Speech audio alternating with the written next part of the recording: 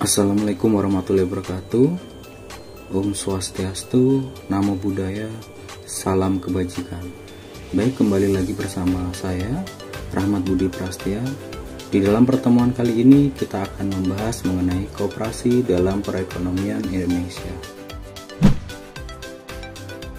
Adapun tujuan pembelajaran pada pertemuan kali ini, siswa setelah menonton video pembelajaran diharapkan dapat mendeskripsikan dan mengimplementasikan pengelolaan koperasi dalam perekonomian Indonesia, sehingga dapat menerapkannya dalam kehidupan sehari-hari dengan kreatif, jujur, dan bertanggung jawab. Adapun indikator pembelajaran pada pertemuan kali ini, yang pertama yakni Bapak akan menjelaskan mengenai ciri-ciri koperasi, dan yang kedua yaitu Bapak akan menjelaskan mengenai prinsip-prinsip dari koperasi. Sebelum kita masuk ke dalam pokok bahasan kita, yakni mengenai ciri dan prinsip koperasi, maka langkah baiknya kita membahas sedikit mengenai pelajaran yang sebelumnya. Yang pertama yaitu mengenai sejarah koperasi. Adapun sejarah koperasi pertama kali muncul di sebuah kota kecil, yaitu kota Rochdale di Inggris pada tahun 1844 dengan pencetusnya bernama Robert Owen.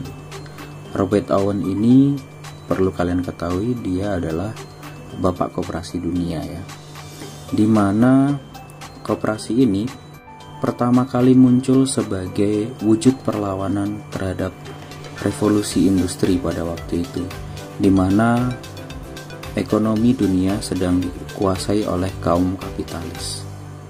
Konsep koperasi ini cepat sekali menyebar di wilayah Eropa dan dunia, sehingga tidak lupa masuk pula ke wilayah Indonesia, di mana pada waktu itu didukung oleh wakil presiden kita yaitu Muhammad Hatta, yang sekarang kita kenal sebagai Bapak Koperasi Indonesia. Berikutnya yakni mengenai pengertian koperasi.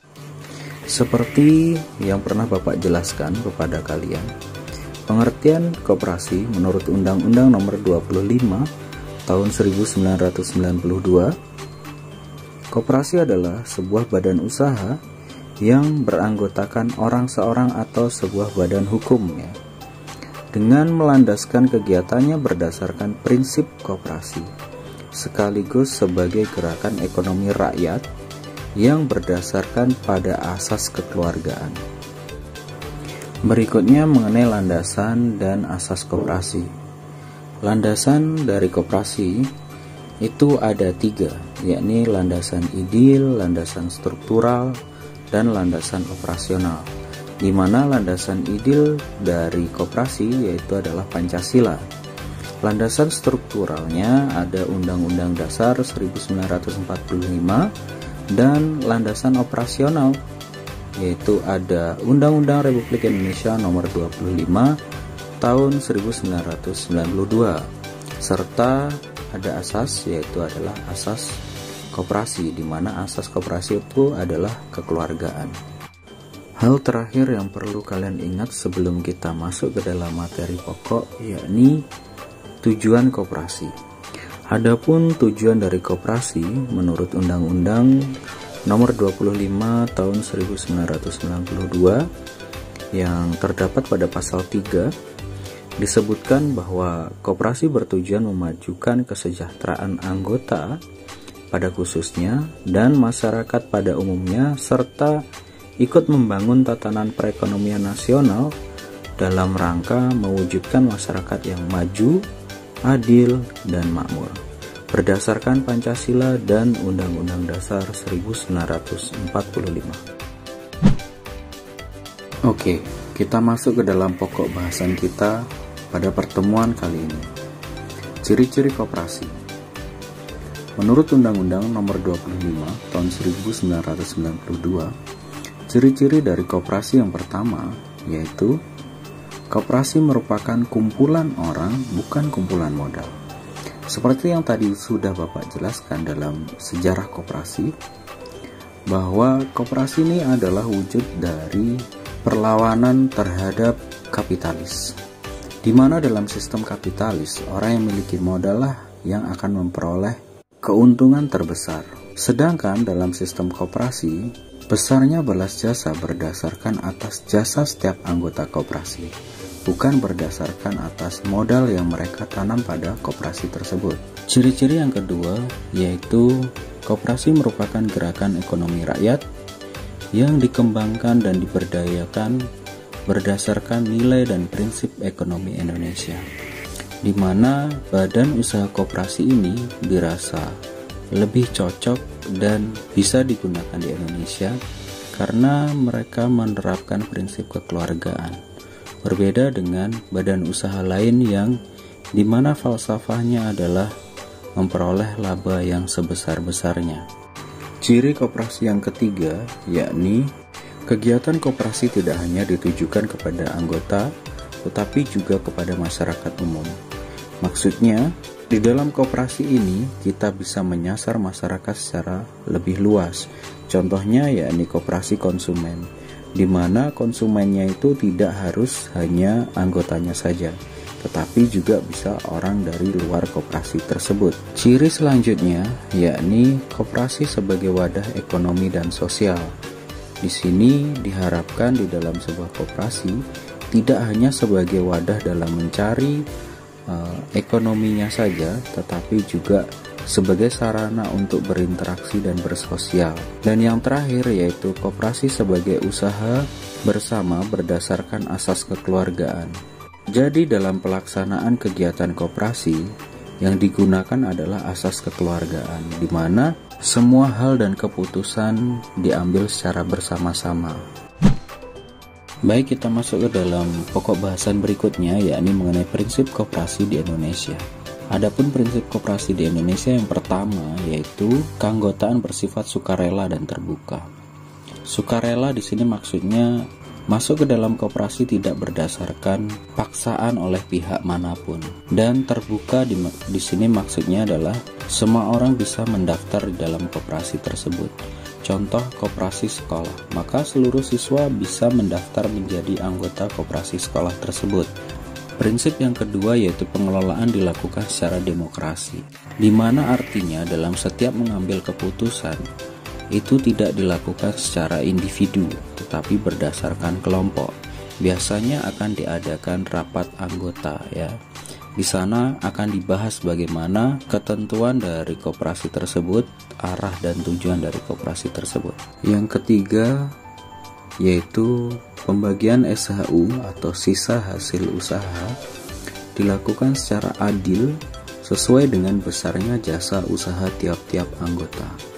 Maksudnya, jika misal kalian mendirikan sebuah koperasi simpan pinjam, maka pembagian SHU-nya nanti dilakukan berdasarkan jasa kalian. Jadi, semakin sering kalian menyimpan uang kalian di dalam koperasi ataupun semakin sering kalian meminjam uang di koperasi, maka kalian nanti akan mendapatkan sisa hasil usaha yang lebih besar dibandingkan dengan orang yang jarang menyimpan ataupun meminjam dana di koperasi. Prinsip yang keempat yakni pemberian balas jasa yang terbatas terhadap modal. Maksudnya yakni balas jasa yang diberikan kepada setiap anggota koperasi harus disesuaikan dengan kemampuan finansial dari koperasi tersebut. Jadi tidak serta-merta memberikan balas jasa atas modal yang sebesar-besarnya, tetapi tetap disesuaikan dengan kemampuan.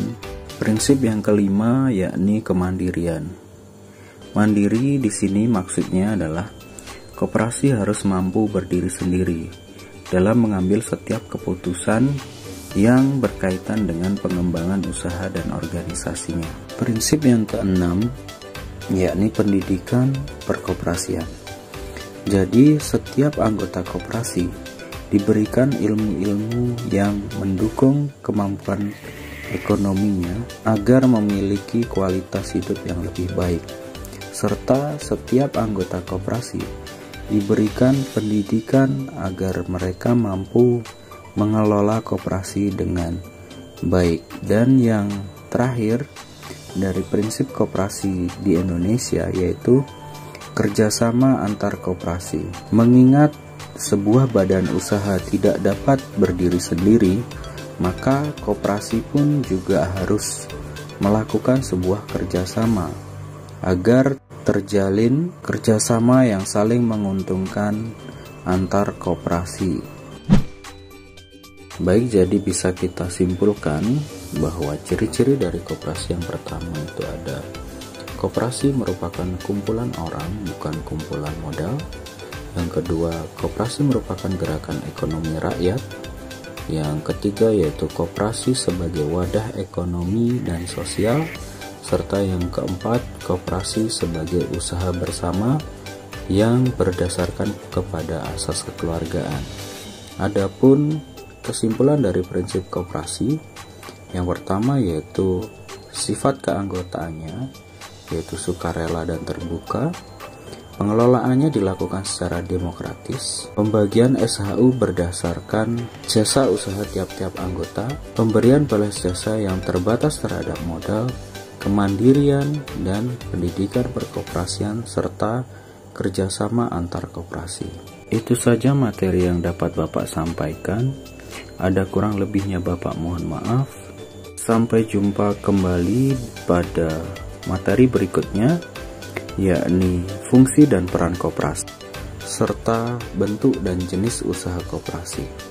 Jangan lupa like, share, dan subscribe channel YouTube Bapak. Dan wassalamualaikum warahmatullahi wabarakatuh.